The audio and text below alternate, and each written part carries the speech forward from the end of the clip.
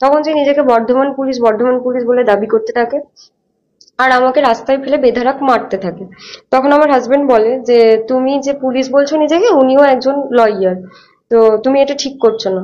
তখন পেটে লাথি মারতে থাকে। ওটা শোনার পরে তো আমার হাজবেন্ড আমাকে যখন প্রোটেক্ট করতে আসে তখন বলছে তোরা এভাবেই মানে মারা যাবি, তোদের এইভাবেই মরতে হবে। 15 মার্চ সামান্য বাইক দুর্ঘটনাকে কেন্দ্র করে এক মহিলা জুনিয়র আইনজীবীকে মারধর করার অভিযোগ ওঠে পুলিশ পরিচয়ধারী যুবকের বিরুদ্ধে। ঘটনায় হইচই পড়েছে গোটা রাজ্য জুড়ে।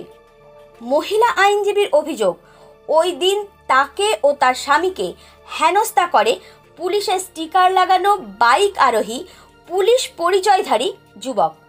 আইনজীবী অন্তঃসত্ত্বা ছিলেন, তাকে পেটে লাথি মারা হয়।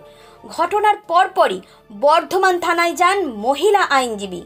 তখন তার রক্তপাত শুরু হয়।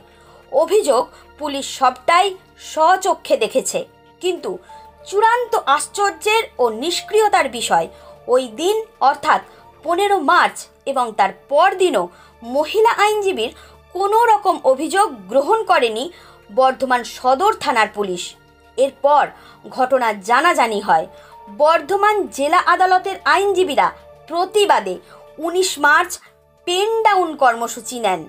প্রবল চাপের মুখে অবশেষে অভিযুক্ত যুবককে গ্রেপ্তার করে পুলিশ। আমরা খবর পেয়েছি ওই যে পুলিশের স্টিকার লেখা যে গাড়িটি ছিল, যে যুবক মেরেছে ওই পুলিশের স্টিকার লাগা গাড়ি থেকে নেমে সে নাকি কোনো এক হাওড়ায় পোস্টিং আছে, কোনো এক পুলিশ অফিসারের ভাই না দাদা, সে আমাদের দেখার দরকার নেই।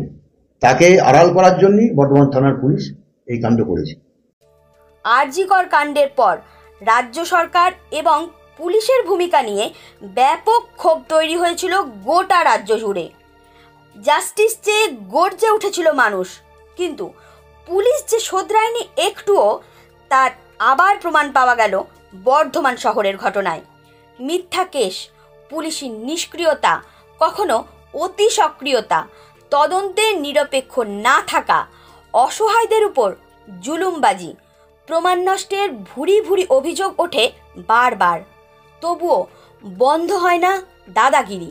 পুলিশ কি শাসক দলের বি টিম? বিরোধীদের করা এই অভিযোগ তাহলে কি সত্যি?